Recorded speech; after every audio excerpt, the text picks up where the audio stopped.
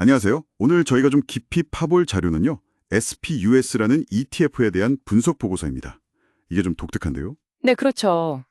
이슬람 율법, 그러니까 샤리아를 준수하면서도 기술주 중심인 나스닥 100 지수, NDX랑 아주 비슷하게 상승 흐름을 보였다는 점이 상당히 흥미롭습니다. 맞습니다.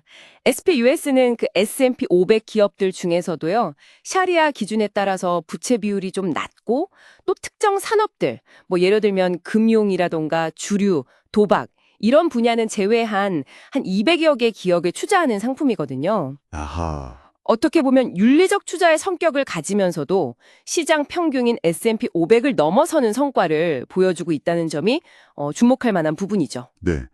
그래서 이번 시간에는 이 SPUS가 도대체 어떻게 이런 괜찮은 성과를 내고 있는지, 그리고 그 샤리아 원칙을 지킨다는 특징이 실제 투자 매력과는 어떻게 연결되는 건지, 또 여러분이 이 ETF에 대해 알아두면 좋을 핵심 포인트들을 한번 짚어보려고 합니다.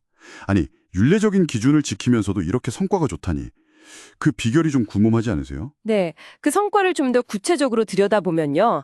연초 대비로는 8.25%, 그리고 지난 1년 기준으로는 무려 19.06%나 상승하면서 S&P 500 지수를 확실히 앞섰습니다. 와, 19%요? 네, 특히 기술주 중심인 NDX나 그 레버리지 상품 있잖아요. TQQQ.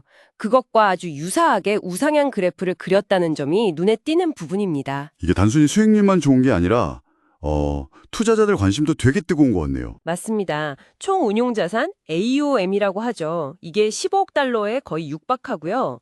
지난 1년 동안에만 해도 6억 8천만 달러 이상 자금이 순수하게 유입됐다고 하니까 뭐 성장세가 아주 뚜렷하다고 볼 수 있습니다. 와, 자금 유입세가 대단하네요. 네, 이런 성과의 배경에는 역시 그 샤리아 원칙 준수라는 구조적인 특징이 있는 것 같아요.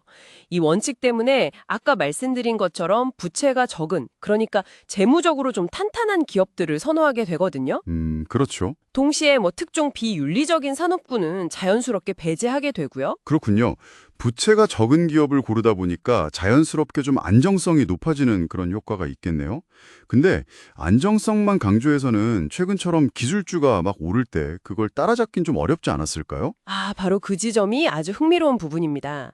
그러니까 샤리아 원칙에 따라서 부채가 적은 기업을 고르다 보니 이게 의도한 건 아니지만 결과적으로는요.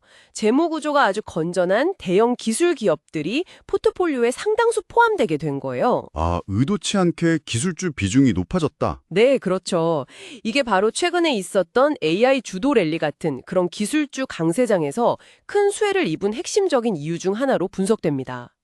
낮은 부채 기준이라는 게 결과적으로는 성장주, 특히 기술주 편입으로 이어진 셈이죠. 이야, 이거 정말 의도치 않은 시너지 효과 같은 거네요.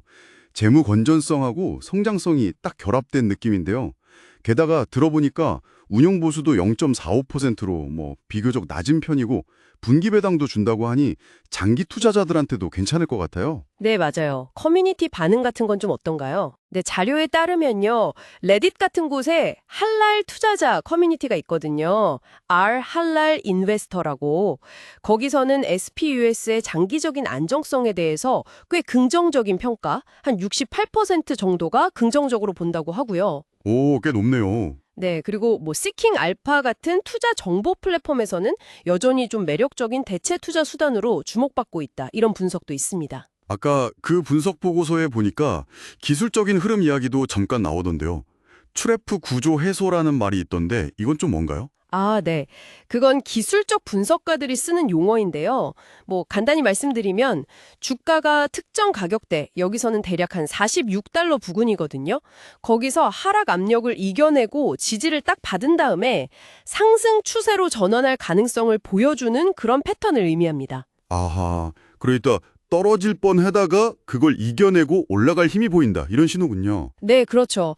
약간 매도 세력을 함정에, 트랩에 빠뜨리고 상승 동력을 얻었다. 뭐 이런 긍정적인 신호로 해석할 여지가 있는 거죠. 일부 분석에서는 이 흐름이 내년까지도 이어질 수 있다. 이렇게 보기도 하고요. 그렇군요. 긍정적인 신호로 볼 수도 있겠네요.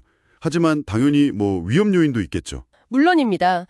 가장 큰 부분은 역시 그 높은 기술주 비중이에요. 기술주 시장이 만약 조정을 받게 되면 SPUS 역시 변동성이 커질 수 있다는 점, 이건 뭐 당연하고요. 네, 기술주 따라 움직일 수밖에 없으니까요. 그리고 또 하나는 아직까지는 아주 큰 대형 ETF들에 비해서는 거래량이 상대적으로 좀 적습니다. 그래서 단기적으로 매매하실 때는 내가 원하는 가격에 바로바로 체결이 안 될 수도 있는 그런 유동성 문제도 고려는 하셔야 합니다. 그렇군요. 정리를 좀 해보면 SPUS라는 ETF는 샤리아라는 윤리적인 필터가 있었는데 그게 결과적으로는 재무 건전성이 높은 기술주 중심의 포트폴리오로 이어졌고 마침 최근 시장 상황이랑 잘 맞아떨어지면서 좋은 성과를 낸 아주 독특한 경우라고 볼 수 있겠네요. 네, 정확합니다. 꾸준히 자금이 들어온다는 건 이런 특징이 시장에서 충분히 먹히고 있다는 증거 같기도 하고요. 맞습니다.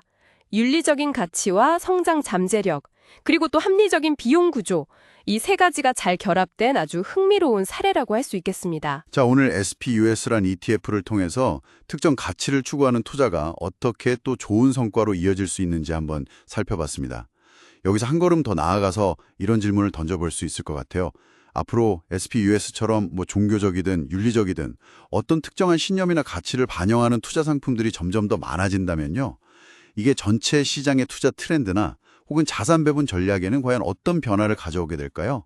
그리고 이런 흐름이 당신의 투자 철학이나 포트폴리오에는 또 어떤 의미를 던져줄 수 있을지 한번 고민해 보시는 것도 의미 있는 시간이 될 것 같습니다.